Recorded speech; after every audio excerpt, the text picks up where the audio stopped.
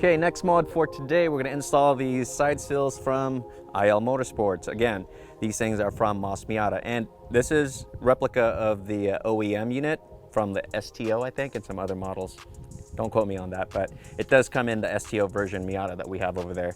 At the bottom right here, there's double side tape. I don't use it because sometimes when you need to take this off, you're gonna need to pry this thing and you'll probably dent it. So I don't use this right here. I just leave it like a bumper, all right? So it doesn't scratch up the paint.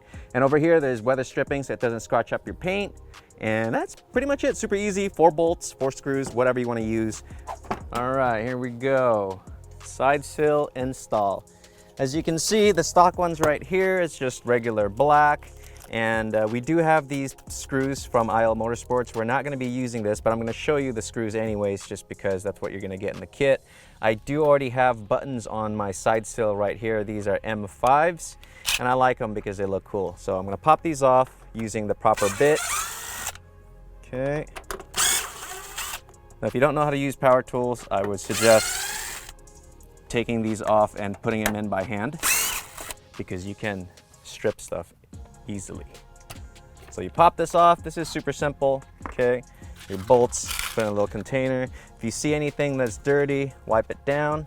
Okay, now these inserts will move forward and back, so you need to line these up according to your side sills.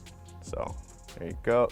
Now you can use screws or machine bolts on here because this is, it's big enough. So we're gonna take our side sill right here. Don't flip these, all right, because you can actually fit the left to right and it fits and closes the door, but the sign right here, the symbol, the Miata, whatever the logo, is gonna be on the passenger door latch side. So with that, we're gonna use our M5 bolts, not the screws. Get a washer on here, slide this on, okay. And then we're gonna hit it with our little impact. And as you can see, you kind of need to play with it to get it lined up. Okay. There you go. Now just keep it loose for now because you still need to slide this forward and back. Okay. So I take another bolt set. There you go. So if you want to use buttons on yours, you don't have to swap out the blue fitting on the bottom or the bushing. Okay, same with this guy right here.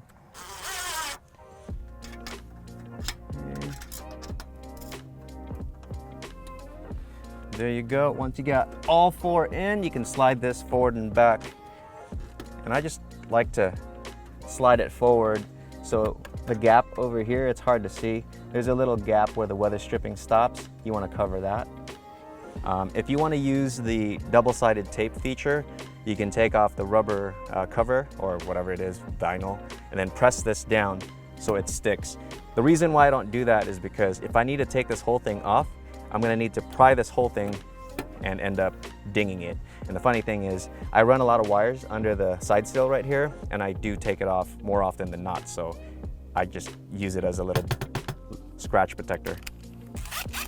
So now, we're gonna tighten this down. All right. And it really doesn't need much. Okay, that's all you need. If you over tighten this, you're gonna start seeing little bumps and waves, all right? So I just look, make sure that it's on there, but not too loose, okay? And there you go. That's pretty much it.